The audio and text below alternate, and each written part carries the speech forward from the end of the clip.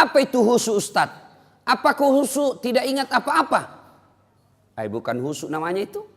Kalau sholat tidak ingat apa-apa, itu namanya tidur. Bisa itu sholat tidak ingat apa-apa. Itu orang tidur itu atau orang pingsan. Lalu apa itu khusyuk? Fokus pada apa yang kita kerjakan. Bagaimana mencapai khusyuk dalam sholat? Al-Quran mengajarkan. Ada 3 cara meraih khusyuk dalam Al-Quran. 1, sempurnakan wudhumu. Ini dulu, kalau bapak mau khusyuk dalam sholatnya, maka langkah pertama sempurnakan wudhumu. Nah, bukan dikatakan perbaiki, tapi sempurnakan. Berarti ada orang wudhunya sah, tapi tidak sempurna. Pada saat mana wudhu kita tidak sempurna? 1, pada saat membasuh siku, tangan sampai ke siku. Quran mengajarkan membasuh caranya dari jari-jari ke siku. Coba itu buka Quran. Basuhlah dari jari-jari ke siku. Berarti begini prakteknya. Ya toh? Yang kita praktek dari siku ke jari. Bagaimana prakteknya? Buka keran. Berarti itu dari siku ke jari. Terutama kita yang sudah tua, yang sudah pensiun, sudah muka-maka sakaratil maut. Nah itu kalau kita basuh siku, lipat itu sikuta. Kenapa? Karena di belakang ada keriput. Ibu-ibu, coba bandingkan sikunya cucuta dengan sikuta. Bandingkan nih. Sikunya yang anak SMA dengan yang sudah 80 tahun. Bandingkan. Yang anak SMA, biar dia tidak lipat, itu tidak ada keriputnya dilihat. Tapi kita yang sudah tua pasti banyak keriputnya. Jadi ketika kita tidak lipat kita punya siku, maka pasti air tidak masuk dalam siku. Kalau kita yang sudah muda, masih muda, apa tahu godaannya setan? Dia pakai lengan panjang. Coba pakai lengan panjang seperti ini toh. Cara lipatnya dia cuma begini. Nah, coba lihat. Cara lipatnya begini. 100% tidak sah wudhunya. Kenapa? Tidak kena sikunya. Karena ini wajib siku. Maka ketika kau linting bajumu, di atasnya siku. Nah, ini baru betul. Tapi kalau di sejajar siku, berarti sikumu tidak kena air, tidak sah wudhumu. Tidak sah wudhu, otomatis sholatmu tidak sah. Nah, ini kalau lengan panjang. Kalau perempuan yang banyak membuat tidak sah sholatnya, tanpa dia sadari akhirnya tidak sah sholatnya gara-gara wudhunya tidak sah. Apa? Lipstick, eyeshadow, dan lain-lain. Apakah namanya itu yang di pipi? Merah pipi. Kalau biru tahu ah? Biru pipi. Nah, lipstick. Bu, lipstiknya terlalu tebal. Akhirnya apa? Bibirnya tidak tersentuh air. Atau yang bedak-bedaknya di sini terlalu tebal, tidak tersentuh air. Maka ketika mau wudhu, maka ibu-ibu bersihkan dulu itu. Nah, ini yang menjadi masalah kalau dia pergi pesta. Karena bilang 300.000 nih salung. Akhirnya begini di wudhu. Iya. Nah, maka kalau mau khusyuk yang pertama langkah sempurnakan wudhu. Yang kedua yang paling banyak kita lalaikan ketika wudhu apa? Membasuh kaki. Anak-anak ini biasa anak SMA, anak SMP buru-buru. Apalagi kalau rakaat ketiga nih, habis nih. Lewat. Tenang kok saja, kau bisa masbuk. Bisa kok masbuk. Meskipun sudah rakaat keempat, at-tahiyyat itu imam, selama dia belum sholat, belum salam, berjamaah juga namanya itu. Dapat kok pahala 27. Jadi tidak usah kau buru-buru, tidak usah lari-lari. Pas kau lari, begitu sampai pasti kau tidak konsentrasi, poso. Nah, maka tidak usah lari. Tidak usah lari, santai saja. Kenapa? Selama imamnya tidak salam, belum salam, masih kau dapat pahala berjamaah. Jadi tidak usah makin buru-buru. Nah, apalagi yang membuat kita, yang kaki, wudhu, berkaitan dengan wudhu. Kaki. Nah, ini kita biasa tidak sempurna wudhu. Bahkan bisa jadi tidak sah. Apa? Wudhu kakinya nak kasih begini ji. Itu kalau wudhu ada, coba baca rukun wudhu. Paling terakhir itu rukun wudhu tertib. Apa itu tertib? mendahulukan yang dahulu, membelakangkan yang belakang. Artinya selesaikan dulu kananmu, baru pindah kiri. Nah, yang kita praktek kanan dulu, kiri lagi, kanan lagi, kiri lagi. Nah, itu orang Bugis bilang majabuta. Nah, selesaikan dulu kanan, selesaikan, tuntaskan, baru pindah ke kiri. Tidak usah lagi pindah ke kanan. Karena kalau kanan kiri bukan tertib namanya itu. Ya, sudah itu kaki juga. Sempurnakan dulu kanannya, baru pindah ke kiri. Nah, ini yang banyak bisa setan masuk. Ada Nabi pernah katakan, pintu masuknya setan itu kuku. Bertanya sahabat, kok bisa? Karena di kuku kalau kau wudhu, kau buru-buru, pasti tidak masuk celah-celah air di kukumu. Boleh panjang kukumu, dengan catatan kamu harus lebih teliti dan lebih jeli ketika wudhu. Kenapa? Kalau dia panjang, nah, tidak masuk air di sini, tidak sah wudhumu. Maka harus korek-korek. Kan biasa ada satu seperti saya ini satu, panjang-panjang sedikit. Apa tujuannya ini? Seksi kebersihan. Biasa sudah kita makan coto, tidak bawa sikat gigi. Nah, itu bagusnya itu kalau ada siwak. Itu siwak bisa dikantong-kantongi, biar tidak pakai odol. Biar tidak pakai air, langsung kasih masuk saja. Tapi jantung kau orang makan coto di depan kasih begini, kurang ajar kau itu ya. Nah, ibu bapak, saudara-saudara sekalian. Ya, bagaimana kalau membasuh kaki dan jari-jari? Sunnahnya jari-jari tanganmu kasih masuk ke jari tangan yang satu. Misalnya kiri yang kita basuh, jari-jari tangan kanan yang masuk. Kalau basuh kaki, jari-jari tangan kita masuk. Baru usap ke belakang. Lalu sampai ke belakang ini kasih begini. Kasih naik. Kenapa? Tumit bisa jadi tidak basah. Apalagi bagian ini Pak. Kalau buru-buru gitu, ini yang paling sering tidak basah. Kalau tidak basah ini Pak, pasti tidak sah wudhu. Tidak sah wudhu, tidak sah sholatmu. Inilah yang Allah jelaskan dalam Quran. Ara'aital ladzi yukatsibu biddin. Tahu enggak kamu pendusta agama? Menurut Profesor Dr. Quraish Shihab yang menafsirkan ayat ini, termasuk diantaranya pendusta agama itu solatnya dusta. Siapa mereka? Mereka yang lalai dalam solatnya. Kenapa lalai dalam solatnya? Mulai dari wudhunya tidak sempurna. Itu pendusta agama kita itu kena. Jadi nanti di akhirat kita bilang, Tuhan, mana pahala solatku 40 tahun? Nah, bilang, Tuhan memang kau sembahyang tapi tidak sah. Kenapa bisa? Dikasih lihat video tak. Kan itu kita itu Pak, 24 jam ada CCTV. Ini kalau CCTV na mesti keluar kita nak lihat makin. Tapi CCTV-nya Allah namanya Raqib dan Atid. Nah syuting kau terus 24 jam. Biar tidur lagi di toilet. Nanti nak putarkan ke Tuhan. Inikah solat yang saya ajarkan? Kita bilang tidak ku tahu. Kenapa kau tidak tahu? Kasih kau otak. Kau sarjana. Kau kaya. Bagus, sehat. Kenapa kau tidak tahu? Tidak pernah dengar dakwah. Kenapa kau tidak pernah dengar dakwah? Sepak bola kau begadang sampai pagi. Main game kau begadang sampai pagi. Kenapa kau tidak pernah belajar soal solat? Nah itu solat kau pakai 24 jam. Bagaimana solat kamu bagus Pak? Coba jujur ki bede. Dalam hati tak mau. Jangan dikasih naik tangan tak. Pasti malu-malu ki. Jujur maki. Berapa tahun maki solat? 50 tahun. Ada itu buku di rumah tak, tuntunan dan pedoman solat 5 waktu? Coba kira-kira bagaimana kita solat? Begitu tidak bapak tak, begitu kita lihat orang, begitu kita solat, tidak pernah kita baca bagaimana itu solat. Adik-adik beli handphone, begitu beli handphone ada apanya? Ada petunjuk penggunaannya. Dan di situ ditulis warna merah. Baca buku pedoman penggunaan sebelum menggunakan handphone.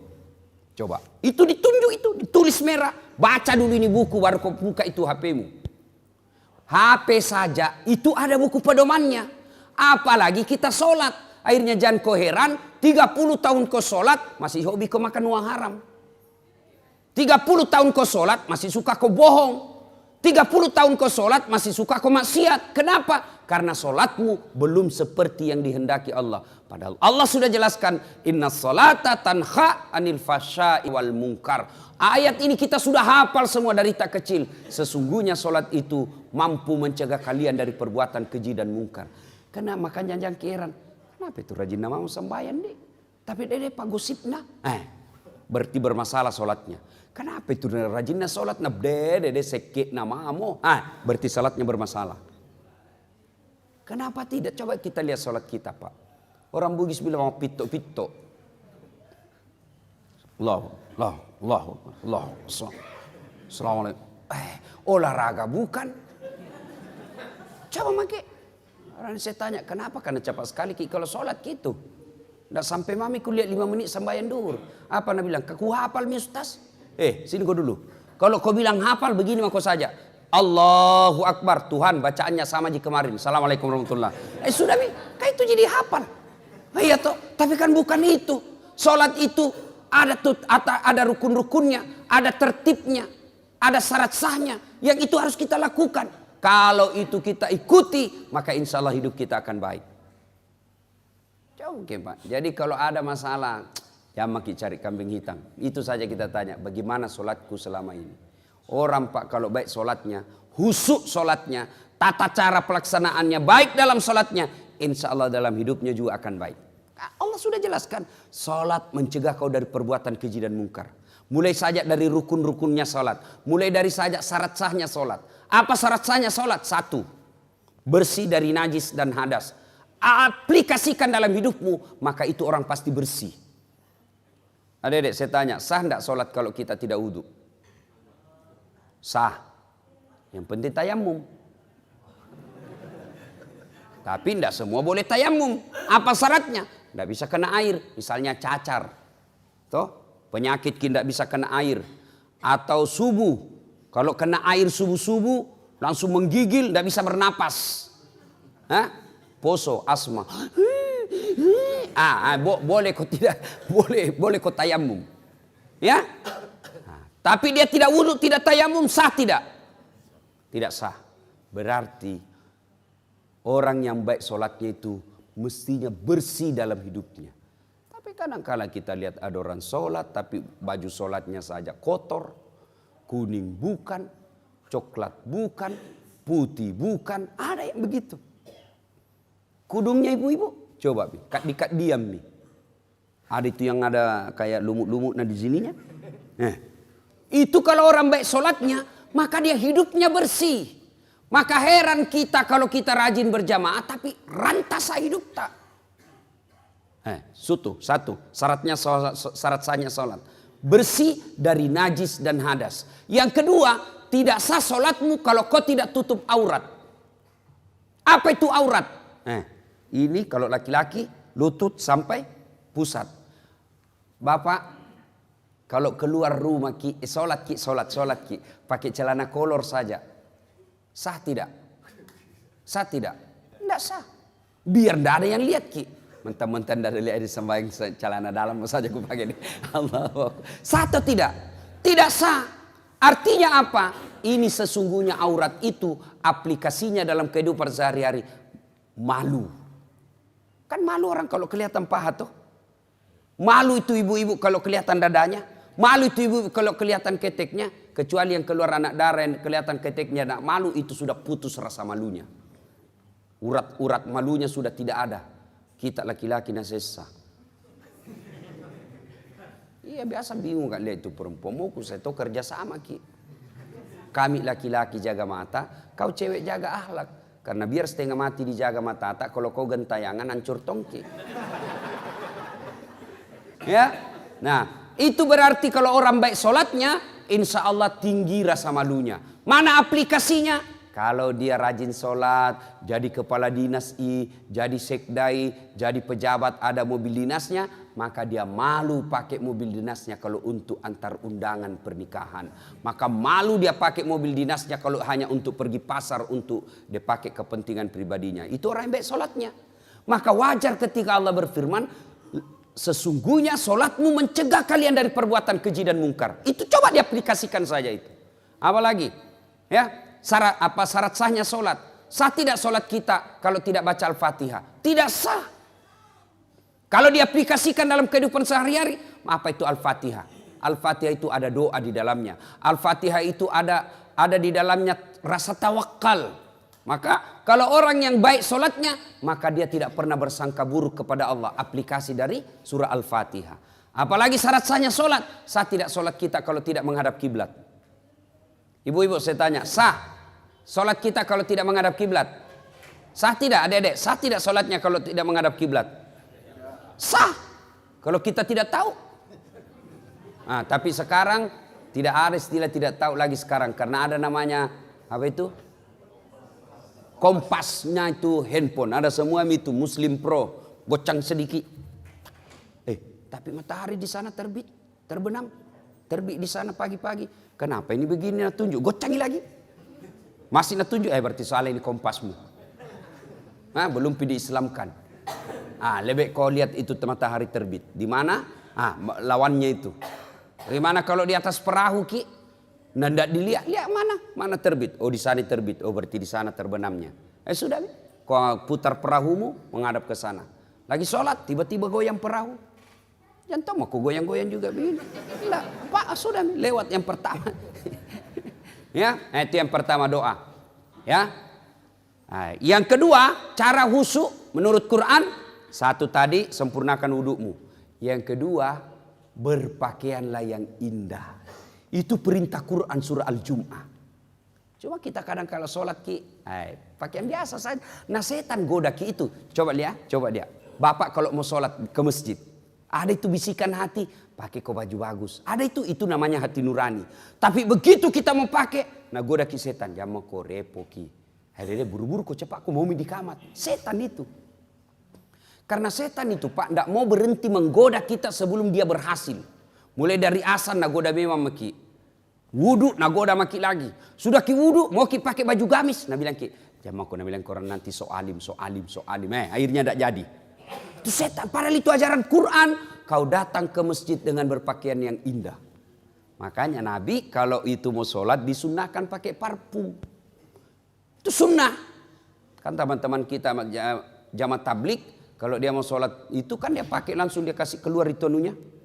Minyak-minyaknya yang digosok-gosok, malaikat subuh. Kadang juga ada malaikat maut. Malaikat maut itu kalau kalefa bau, malaikat maut itu. Itu sunnah. Tidak ada parfum. Boleh kau pakai itu apa? Setrika. Pengaruh kalau orang setrika. Yang penting pakai parfum, pakai bau-bau. Mau palsu, mau asli, pakai. Itu sunnah. Artinya apa? Kalau bapak pakai parfum sholat, jauh lebih mulia daripada yang tidak pakai parfum. Itu sunnah. Sikat gigi. Itu anjuran agama. Berpakaian yang indah. Tapi sayang kita kalau mau ketemu wali kota, bawa pakaian indah. Sekalinya mau datang ke masjid pakai baju kaos. Celana training, battala. Pas sujud ada celengan di belakang. Ya. Yang ketiga, bagaimana supaya bisa khusyuk dalam sholat? Yang ketiga menurut Quran, kalau kau sholat, bayangkan bahwa itu sholatmu adalah sholat yang terakhir. Coba. Jangan kita selalu berpikir masih panjang umur tak. Jangan. Banyak kan orang pergi, sehat, pergi, tidak ada tanda-tanda kematian. Pulang tinggal jenazahnya. Keluarga saya di Surabaya, 2 minggu yang lalu, pergi sholat maghrib, masih masjid. Sholat isya, masih sehat walafiat, segar bugar. Pergi sholat isya, selesai sholat asar, pergi main badminton. Bulu tangkis, tinggal jenazahnya pulang. Kenapa? Serangan jantung di lapangan. Jadi bapak, kalau keluar ki itu jangan lupa sayang-sayang istri tak. Ibu kalau keluar ki suami tak, peluk baik-baik, cium tangannya. Siapa tahu itu adalah ciuman tanganmu yang terakhir. Tadi tahu. Makanya kalau pergi suami tak cari uang, ibu doakan ki. Selamat. Jangan suamimu pergi cari uang, kau pergi gosip. Baru 15 menit pergi suaminya, pergi Tommy dia tawaf di komplek. Nah kelilingi semua. Alasan jogging-jogging tapi cari informasi. Itu penyakitnya perempuan. Tuh. Mana ustaz nak gosip tong. Nah lihat kata dia bilang, itu baju waktu na di YouTube.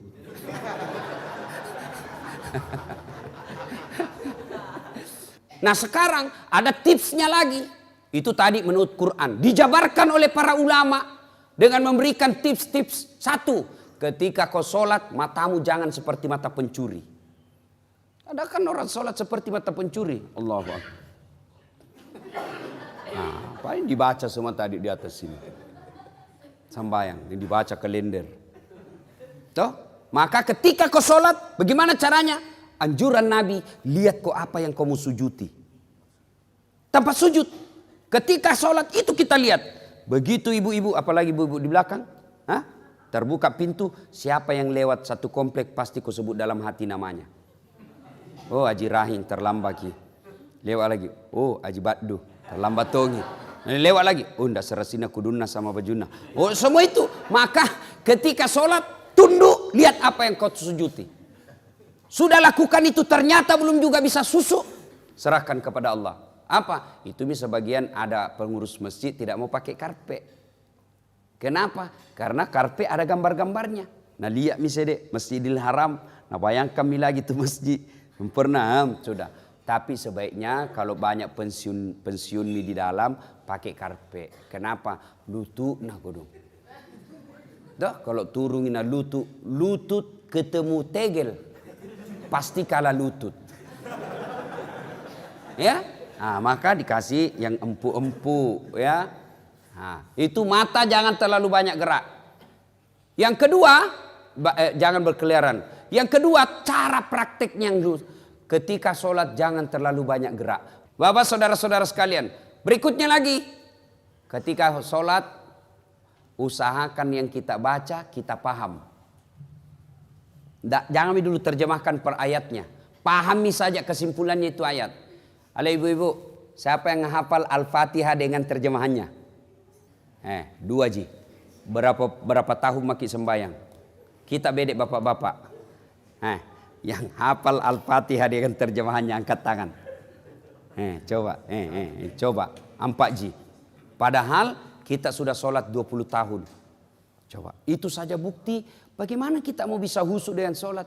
Al-Fatihah yang kita baca setiap sholat, kita belum tahu artinya. Paling tidak kesimpulannya saja itu ayat.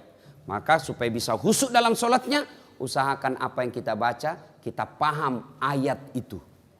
Nah ini ya, maka ini doa yang pertama. Allahumma inni a'udzubika min qalbin la yahsya. Ya Allah, lindungilah saya dari hati yang tidak bisa khusyuk.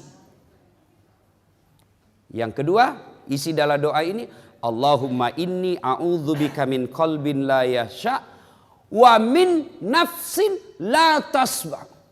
Dari nafsu yang tidak pernah puas. Ini menyiksa manusia ini. Nafsu yang tidak pernah puas. Dunia diperbudak oleh dunia. Coba maki. Punya mobil, punya motor, mau mobil. Punya mobil, mau 2. Sudah 2, mau 3. Sudah punya 3, dia cari lagi yang harganya lebih mahal lagi. Itu perbudak dunia. Nafsu yang tidak pernah puas. Kalau orang punya nafsu yang tidak pernah puas, maka dia tidak akan pernah kaya. Dia akan merasa miskin terus. Kalau kau mau bahagia, urusan dunia, lihat kau ke bawah. Urusan akhirat, lihat kau ke atas. Apa aplikasinya? Contoh, kita yang punya mobil, alhamdulillah, ada di mobilku, mana mau mobil tua, tetanggaku motor ji. Kita yang punya motor, alhamdulillah, ada motorku, tetanggaku kodon sepeda ji, kemana-mana menggayu. Kita yang punya sepeda, alhamdulillah, ada sepeda aku, tetanggaku poin mana sepeda tidak ada tong, kemana-mana jalan kaki. Kita yang jalan kaki, alhamdulillah, masih sehat kak, tetanggaku lumpuh, tidak bisa kemana-mana. Kita yang lumpuh, alhamdulillah masih sehat, masih bisa hidup kak. Tetanggaku kemarin mati. Insya Allah itu ada puasnya kita. Tapi kalau dibalik, urusan dunia dilihat ke atas. Yang lumpuh lihat yang jalan. Kenapa saya menderita di sini ya? Yang jalan, nah lihat yang ada sepedanya. Yang ada sepedanya, nah lihat yang ada motornya. Yang ada motornya, nah lihat mobilnya. Yang ada mobilnya, nah lihat mobil baru. Mobilnya jelek, tidak pernah dia puas. Sebaliknya, urusan akhirat lihat ke atas. Artinya apa? Itu saja tetanggaku masih muda, rajinnya berjamaah di masjid. Apa saya ini pensiun mau mati dan tidak pernah kedatang di masjid? Itu namanya lihat ke atas akhirat.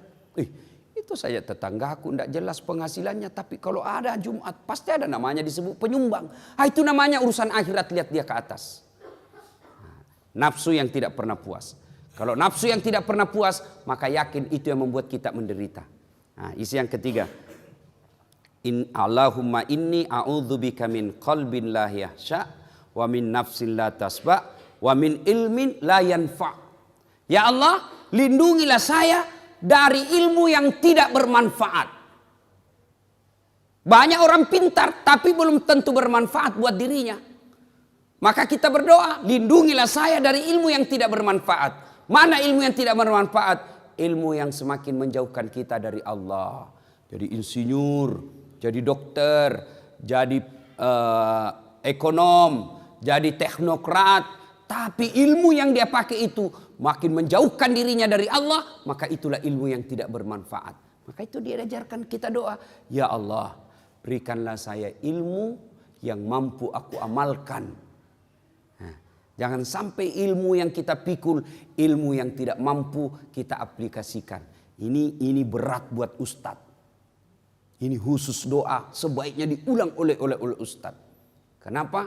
Karena kami penceramah beda dosanya ketika melakukan dosa dengan anak muda yang anak milenial. Sama-sama berdosa, sama jenis dosanya. Dosanya kalau ustadz berlipat-lipat ganda. Lima takuluna ma la taf'alun, kata Al-Quran. Kenapa kau katakan padahal kau yang laksanakan? Di akhirat nanti lebih besar dia hukumannya. Kenapa? Karena dia mendakwakan kau begini, kau begini, kau begini. Dia tidak amalkan. Nah, itulah beratnya jadi ustadz nanti. Timbangannya luar biasa nanti. Nah, yang keempat, kita berdoa kepada Allah. Lindungilah saya dari doa yang tidak mustajab, doa yang tidak dikabulkan Allah. Dalam hidup ini Pak, semua orang ada masalah. Dan senjata ketika ada masalah, curhat, berdoa kepada Allah. Tapi kalau doa saja kita sudah tidak didengarkan Allah, maka itu sudah paling sial hidup kita. Maka kita berlindung kepada Allah. Ya Allah, lindungilah saya dari doa yang tidak diijabah. Kenapa doa kita tidak dikabulkan? Salah satu sebabnya doa kita tidak dikabulkan, hubbi aklil haram, suka makan barang haram. Bapak-bapak yang perokok, berapa itu satu bungkus? Berapa sina? Berapa? 12, ada juga 16, ada 20 toh? Ada lagi yang kuliah rokok aneh-aneh, pendek sekali kuliah. Bulan lalu kuliah itu pendek begini putih. Kuliah harganya deh lebih 20.000. Bayangkan itu, ada kawan saya punya komunitas namanya infak beras. 1.000 ji orang kasih satu hari, berapa puluh orang nak kasih anak yatim nak kasih makan. 1.000 ji. Rokok 20.000. Bayangkan. Kenapa doaku tidak dikabulkan Allah Ustaz? Merokok ki. Iya. Berapa itu satu bungkus? 20. Berarti 20 kali ki satu hari bikin dosa. Mana? Rokok. Siapa bilang haram itu rokok? Kalau kita bilang baik itu rokok, kalau kita yakin itu rokok baik, sebentar nanti selesai ki salat subuh, panggil anak yang SMP sama SMA sini kok nak. Tiko beli rokok, kita merokok sama-sama di sini. Mau ki kira-kira Pak? Mau ki kira-kira di depannya anak tak merokok? Pasti tidak mau ki. Mana mau kita bilang, mana mau nak ke pak kaluru jangan merokok aku tampelin kau itu. Karena kita yakin itu rokok jelek. Maka saya doakan ki ini yang hadir, mudah-mudahan berhenti maki merokok. Amin. Lebih baik itu pembeli rokok tak kita tabung. Niatkan ki kasih umroh tetangga tak yang miskin. Itu lebih berpahala daripada ini. Jangan ki marah Pak, jangan ki marah, jangan ki marah, jangan ki marah. Ya, jangan ki marah. Tapi kalau mau ki marah terserah kamu mau pulang nanti nih. Ya, kita berdoa kepada Allah dari doa yang tidak dijabah Allah. Apalagi penyebab doa tidak dikabulkan Allah kalau kita tidak bersalawat. Passwordnya doa itu, barcode-nya doa itu salawat. Allahumma salli ala sayyidina Muhammad wa ala ali sayyidina Muhammad. Tahu jaki salawat Ibu toh? Ya. Sampai seperti ada mahasiswa aku dulu ujian skripsi. Supaya berkah ini ilmu saya kasih kau salawat kau kepada Nabi. Salawat kepada Muhammad. Ulangi salah kau. Salawat kepada Muhammad. Salah. Salawat kepada Muhammad. Bukan panjang pendek. Salah mentong itu. Langsung dia bilang yang mana paling Ustaz? Allahumma salli ala sayyidina Muhammad wa ala ali sayyidina Muhammad. Langsung bilang, oh diganti Ustaz. Bukan diganti kau yang dongo. Mana ada salawat diganti-ganti, wali kota kapang. Bapak saudara-saudara sekalian ya. Apalagi penyebab doa tidak dijabah Allah. Kalau kita memutuskan persaudaraan. Tetangga ki na serobot tanata, na ambil pagarta, baku bombe 3 tahun, baku bombe 5 tahun. Nah itu menyebabkan doa tidak diijabah. Apalagi selain itu, kalau bapak hobi tetap bermaksiat. Nah, sudah sembahyang, dia tonji yang korupsi. Sudah lagi itu, dia tonji yang berzina. Sudah itu dia tonji yang makan barang haram. Ah itu maka doa tidak dijabah ketika wazalimun la yantaqi, perbuatan zalim yang tidak bisa dia hentikan. Ibu bapak saudara-saudara sekalian, apabila doa ini kita ulang-ulang, ya 5 kali sehari semalam kita ulang-ulang doa ini, masa Allah tidak kabulkan. Kalau kita baik jicarata, kita ikuti pedoman dan tata cara berdoa. Oleh karena itu Bapak Ibu, kalau ada waktu tak ada rezeki kita bahkan bisa di-download. Itu ada buku namanya Pedoman Berdoa. Diajarkan kita bagaimana supaya doa kita diijabah Allah. Apa penyebabnya supaya, apa sebab-sebab doa tidak diijabah. Maka kalau kita sudah lakukan sunnah-sunnahnya, kita hindari apa larangan-larangan Allah, lalu kita berdoa sesuai yang diajarkan Nabi, maka Allah janji, ud'uni astajib lakum. Berdoaku kepadaku, pasti saya akan kabulkan. Sebagai motivasi, akhirnya suatu kali Nabi bertanya selesai sholat. Selesai salat subuh, Nabi balik bertanya, saudara-saudara sekalian, siapa di antara kalian yang mimpi tadi malam?